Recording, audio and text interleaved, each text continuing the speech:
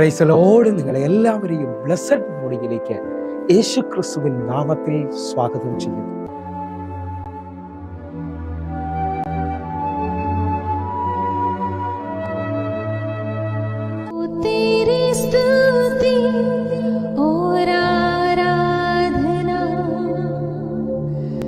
करता हूँ मैं तुझसे प्रार्थना, महिमा से तेरी तू इस जगह को भर, जो भी तू चाहे तू यहाँ पर कर।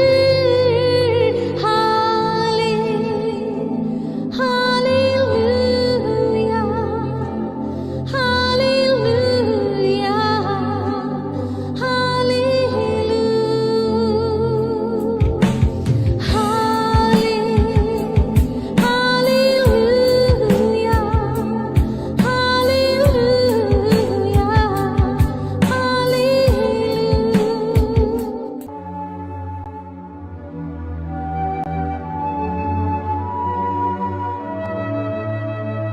പ്രിയരെ, അനുഗ്രഹിക്കപ്പെട്ട ഒരു പ്രഭാതം കൂടെ നമ്മുടെ ജീവിതത്തിൽ അനുവദിച്ചു തന്ന വലിയവനായ ദൈവത്തെ നമുക്ക് ഒരുമിച്ച് ചേർന്ന് നന്ദി പറയാം.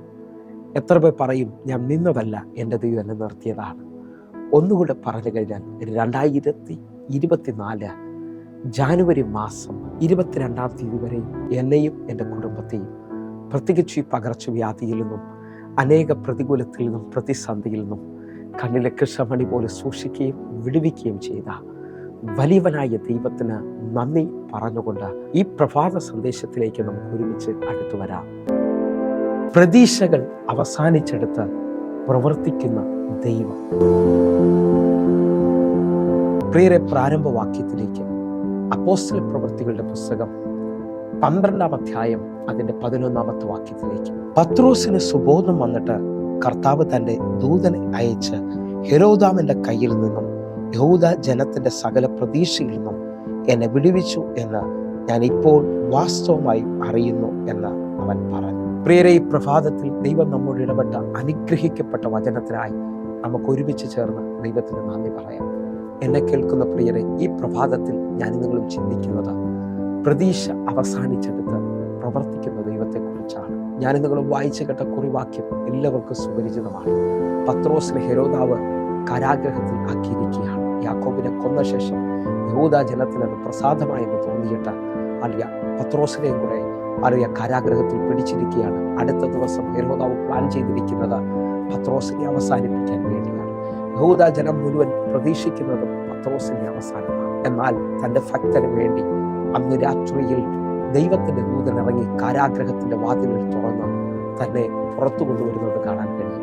ഈ പ്രഭാതത്തിൽ എന്നെ കേൾക്കുന്നവരെ, നിങ്ങളും ജീവിതത്തിലെ എല്ലാ സാധ്യതകളും അവസാനിച്ചു, ജീവിതത്തിൽ ഇനി വഴിയില്ല എന്ന് പറഞ്ഞാണ് എന്നെ കേൾക്കുന്നതെങ്കിൽ ഇന്നും ദൈവത്തിന്റെ കരം നിങ്ങൾക്ക് വേണ്ടി ചലിക്കാൻ പോവുകയാണ്. ഒരു സാധ്യതയില്ലെന്ന് പറയുന്നത് നിങ്ങളുടെ തലമുറയുടെ വിഷയത്തിനകത്ത്, ഒരു സാധ്യതയുമില്ലെന്ന് പറയുന്നത് നിങ്ങളുടെ ജോലിയുടെ വിഷയത്തിനകത്ത്, ഒരു സാധ്യതയുമില്ല എന്ന് പറയുന്നത് നിങ്ങളുടെ കുടുംബ വിഷയത്തിനകത്ത് എൻ്റെ കർത്താവ് ദൂതനെ അയച്ച് നിങ്ങൾക്ക് വേണ്ടി വഴി തുറക്കാൻ പോവുകയാണ്. വിശ്വസിക്കുന്നതിനുണ്ടെങ്കിൽ എൻ്റെ കൂടെ ഈ സമയത്ത് പ്രാർത്ഥിക്കണം. ഇതേപോലെ തന്നെ ഒരു വചനഭാഗം നമുക്ക് കാണാൻ കഴിയും. വിശുദ്ധ ലൂക്കോസ് എഴുതിയ സുവിശേഷം 7-ാം അധ്യായം അതിൻ്റെ 12-13 വാക്യങ്ങൾ. അവൻ പട്ടണത്തിന്റെ വാതിലോട് അടുക്കപ്പോൾ മരിച്ചുപോയ ഒരുത്തനെ പുറത്തു കൊണ്ടുവന്നു. അവൻ അമ്മയ്ക്ക് ഏകജാതനായ മകൻ, അവളോ വിധവയായിരുന്നു. പട്ടണത്തിലെ ഒരു വലിയ പുരുഷാരം അവളോടുകൂടെ ഉണ്ടായിരുന്നു. 13-ാമത്തെ വാക്യം. അവളെ കണ്ടിട്ട് കർത്താവ് മനസ്സലിഞ്ഞ് അവളോട് കരയണ്ട എന്ന് പറഞ്ഞു. അവൻ അടുത്തു ചെന്ന് മഞ്ചം തൊട്ട് ചുമക്കുന്നവർ നിന്നു. പ്രിയരെ, വായിച്ചു കേട്ട വാക്യം എല്ലാവർക്കും സുപരിചിതമാണ്. വിധവയ്ക്ക് ഏക മകനായിരുന്നു, അവനും മരിച്ചുപോയി. അവളുടെ പ്രതീക്ഷ എല്ലാം അവസാനിക്കുന്നു.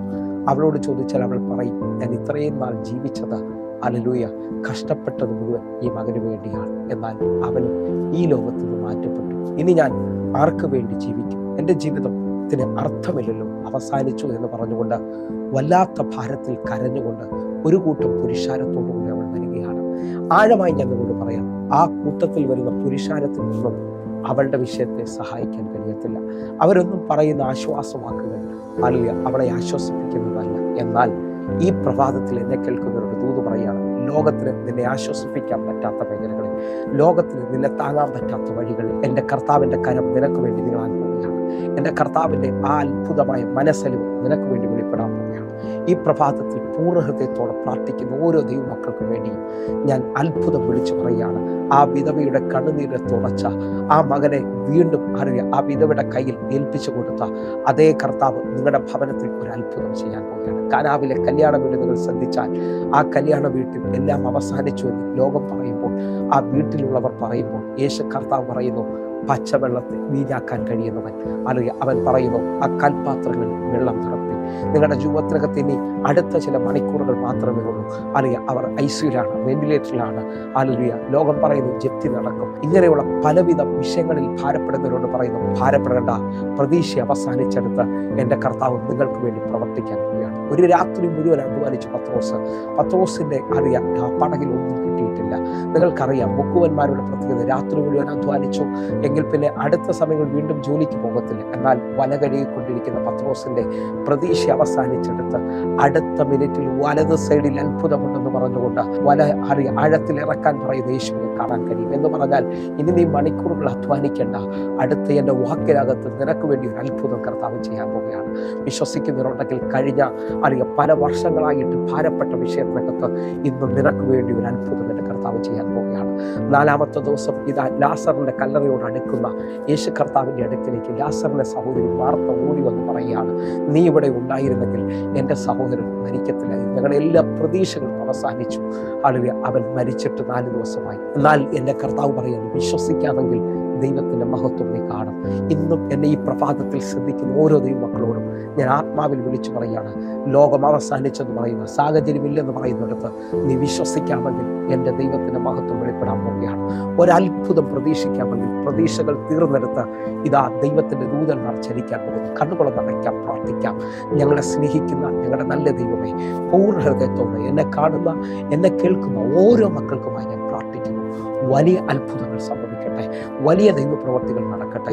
കർത്താവെ, ഇന്ന് ഒരു ഭയങ്കര സാക്ഷ്യം ഈ മെസ്സേജ് കണ്ടുകൊണ്ടിരിക്കുന്ന ഓരോ മക്കൾക്കും വേണ്ടി വന്ന് തുറക്കണമേ അപ്പ. ഇതൊരു സാക്ഷ്യത്തിന്റെ ദിവസമാക്കണമേ. യേശുവിൻ നാമത്തിൽ പ്രാർത്ഥിക്കുന്നു.